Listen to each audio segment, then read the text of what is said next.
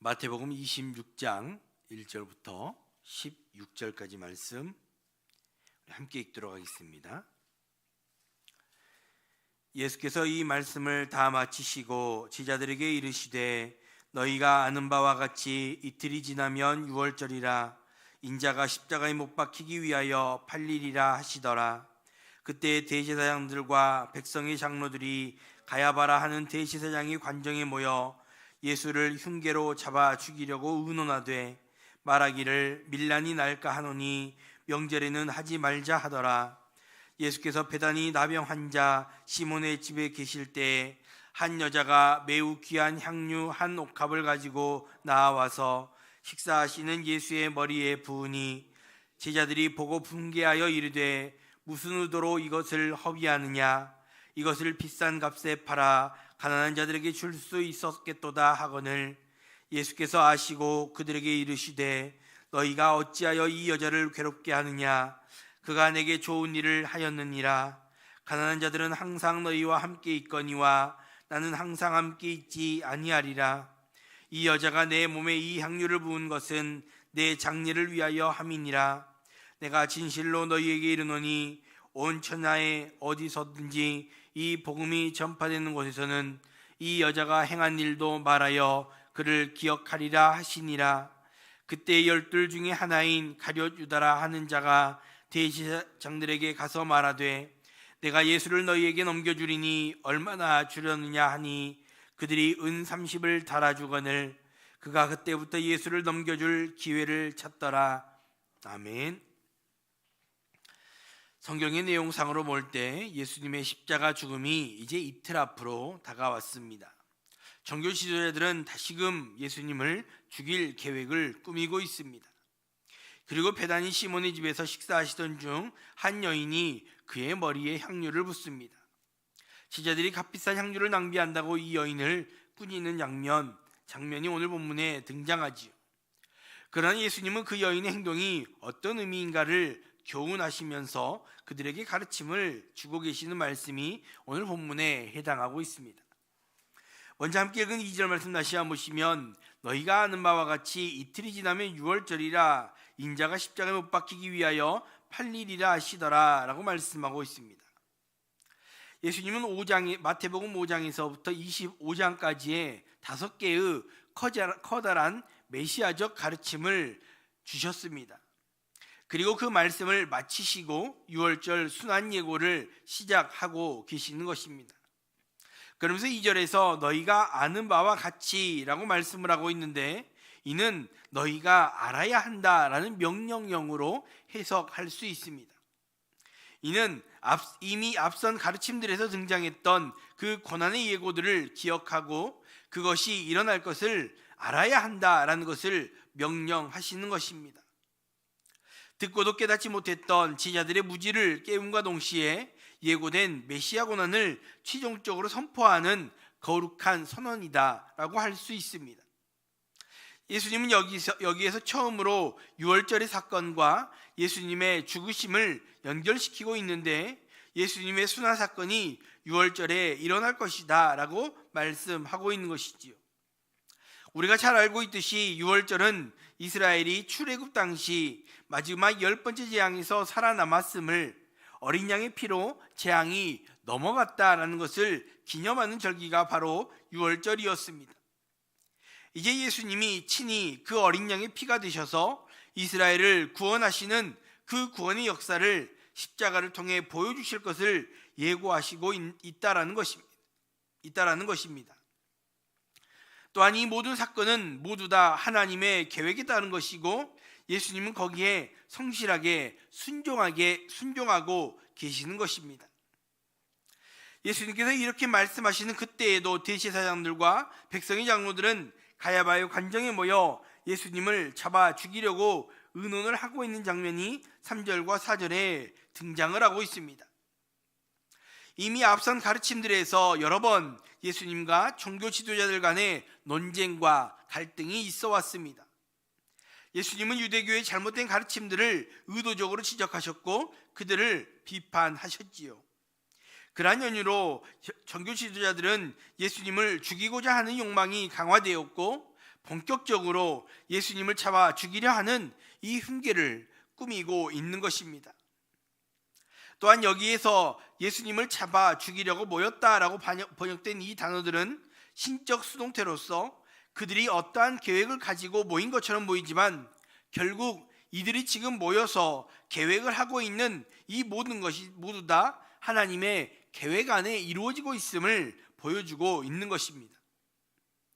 그들은 그들이 알지 못하는 사이에 예수님을 높이시려는 하나님의 계획에 사용이 되고 있다라는 말입니다. 그래서 5절 말씀에 밀란 때문에 명절에는 하지 말자라고 하지만 결국 하나님은 유월절에 예수님을 죽게 하심으로써 하나님의 뜻을 이루어 가시는 분이십니다. 예수님의 십자가 사건은 처음부터 철저하게 하나님의 계획 가운데 이루어지고 있는 구속의 역사입니다. 예수님은 십자가에 죽임 당하기 위하여 이 땅 가운데 오신 것이고 그 십자가 사건을 통하여 우리를 구원하신 것입니다. 그 계획하심 가운데 우리가 구원의 자리에 서 있음을 우리는 감사해야 하는 것입니다. 예수님의 죽으심과 우리의 구원이 모두 하나님의 은혜임을 기억하시면서 그 하나님의 은혜와 섭리에 감사하며 살아갈 수 있는 우리 모두가 될 수 있기를 주님의 이름으로 축복합니다. 계속해서 7절 말씀에 한 여자가 매우 귀한 향료 한 녹합을 가지고 나와서 식사하시는 예수의 머리에 부으니라고 말씀하고 있습니다. 예수님께서 배단위 나병 환자 시몬의 집에 계실 때 한 여인이 찾아와 매우 귀한 향료를 예수님의 머리에 붓는 사건이 발생합니다. 요한복음에서는 이 사건을 예루살렘 입성 전날 유월절 엿새 전이다 라고 기록을 하고 있지만 마태는 날짜를 기록하지 않고 그가 베다니에 계셨을 때라고만 이야기를 합니다. 마태는 의도적으로 이렇게 사건을 배치하고 있는 것입니다. 종교 지도자들이 예수님을 죽이려는 악한 계획을 세우고 있고 그 계획에 가룟 유다가 동참하게 되는 이 사건 사이에 이 여인의 사건을 등장시키고 있다는 것입니다. 이 여인이 예수님 앞에 나와 식사하시는 예수님의 머리에 향유를 부은 이 사건은 당시 여인의 신분으로 남자들이 식사하는 공간에 들어온다는 것 자체가 큰 도전이었고 무례로 여겨지는 일탈 행위였음에도 이 여인은 기꺼이 예수님 앞으로 나아왔던 것입니다. 이것도 그들에게는 지자들에게는 충분히 충격적이었는데 더 큰 충격적인 일은 값비싸게 여겨지는 향유를 가지고 나와서 그대로 예수님 머리에 부었다라는 것입니다. 유대 사회에서 사용된 기름은 다양했는데 여기 사용된 이 향유는 기름 부음이나 헌신과 같은 종교적인 의식 그리고 시신의 방부제로 사용이 되어져 왔다라고 합니다. 그런 향유를 부은 이 사건에 지자들은 분개하면서 이 여인을 책망하는 것이지요. 왜 이것을 무슨 의도로 그것을 허비하느냐라고 따지는 것입니다. 9절에 나오는 지자들의 논리는 충분히 합당한 내용입니다. 값비싼 향유를 팔아서 가난한 자들에게 나누어 줄 수 있는데 그것을 그냥 쏟아부어서 허비하고 있음을 지적하는 것이지요. 지금 이 여인이 부은 향유는 노동자의 1년치 임금에 해당하였기에 다시 바꿔 말하면 365명에게 하루의 품삯을 일시에 지급할 수 있는 그러한 금액이었습니다. 그 엄청난 금액을 예수님께 쏟아부었기에 제자들은 이해할 수 없었던 것이지요. 그러나 예수님은 이 여인의 행위를 좋은 일이다 라고 말씀하고 있습니다. 12절의 말씀과 같이 이 여인은 예수님의 장례를 준비하는 의미에서 예수님께 기름을 부은 것입니다. 그러나 제자들은 예수님의 순환에 대해서 여러 차례 들어왔고 조금 전인 2절에서도 들었지만 그것을 깨닫지 못한 채 여인의 행위를 비난하고 있는 것입니다. 그들은 쏟아지는 값비싼 향유에는 집중하고 있으면서 향유가 타고 흘러내리는 예수님을 보지 못했던 것입니다. 그저 그들은 흘러내리는 아까운 향유만 바라보는 어리석음을 드러내고 있는 것입니다. 그러나 하나님의 뜻에 순종하심으로 십자가의 길을 나아가는 예수님은 이 여인의 행동을 기쁘게 여기셨고 칭찬하셨습니다. 이 여인도 향유가 비싼 것임을 모르지 않았습니다. 그러나 그 향유의 1차적인 가치보다 예수님의 십자가를 예비하는 것이 더 중요하고 더 가치 있는 일임을 알았던 것입니다. 이는 세상의 것과 하나님의 것을 고민하는 우리들에게 큰 울림을 주는 말씀입니다. 여러분은 어디에 더 큰 가치와 우선순위를 두고 살아가고 계십니까? 우리 모두는 하나님의 뜻과 하나님의 일하심에 우선순위를 두고 하나님의 것에 더 가치를 두고 살아갈 수 있는 우리 모두가 될 수 있기를 주님의 이름으로 축복합니다. 계속해서 14절에 그때 12 중에 하나인 가룟 유다라 하는 자가 대제사장들에게 가서 말하되 라고 말씀하고 있습니다. 여인의 향유 사건이 지난 후에 가룟 유다의 배신의 모습이 등장을 합니다. 6월절 후에 예수님을 잡으려던 종교 지도자들은 가룟 유다의 도움으로 이제 6월절과 상관없이 예수님을 제거할 절호의 기회를 얻게 됩니다. 예수님을 판자라고 불리는 이 유다는 예수님을 은 30에 팔아 넘기고 있습니다. 은 30이라는 가치는 소가 어떤 종을 들이받았을 때 그 종의 상전에게 지불하는 표준의 금액이었습니다. 종의 목숨값 정도라는 것이죠. 앞선 여인이 부었던 향유의 값어치와는 비교할 수 없을 정도로 적은 금액입니다. 마태가 구체적인 금액을 밝히고 있는 것은 이 사건이 스가랴의 예언이 성취되었음을 보여주고 있는 것입니다. 그렇게 가룟 유다는 예수님을 넘겨줄 기회를 찾는 그러한 사람이 됩니다. 그는 정치적 메시아에 대한 기대가 좌절된 데다가 탐욕을 버리지 못해서 자발적으로 예수님을 배신하고 있는 것입니다. 물론 가룟 유다가 예수님을 파는 것 역시 하나님의 섭리와 계획 가운데 진행이 되고 있음을 보여주고 있습니다. 예수님의 입장에서 가룟 유다의 배신은 십자가에 매달리는 것보다 더 큰 아픔으로 다가올 수 있습니다. 그러나 그가 예수님을 따라다녔던 동기가 온전하기 못하였기에 그 역시도 하나님의 역사를 이루어가는 도구로만 사용이 되는 것입니다. 진짜 메시아를 바라보지 못한 채 배신자가 되어버린 이 가룟 유다의 모습은 모든 것을 드렸던 여인의 모습과 상반된 모습이 부각이 되는 것입니다. 여러분은 무엇을 바라보고 살아가고 계십니까?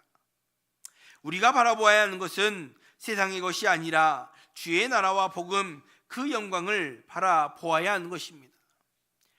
주의 나라의 영광을 바라보지 못했던 가룟 유다는 결국 배신자의 자리로 예수님을 파는 그 도구로 사용이 되는 것입니다. 이 말씀을 기억하시면서 오직 하나님의 나라를 소망하며 주의 나라와 영광을 바라보며 살아갈 수 있는 우리 모두가 될 수 있기를 주님의 이름으로 축복합니다. 기도하겠습니다. 먼저 말씀 생각하시면서 함께 기도할 수 있기 바랍니다.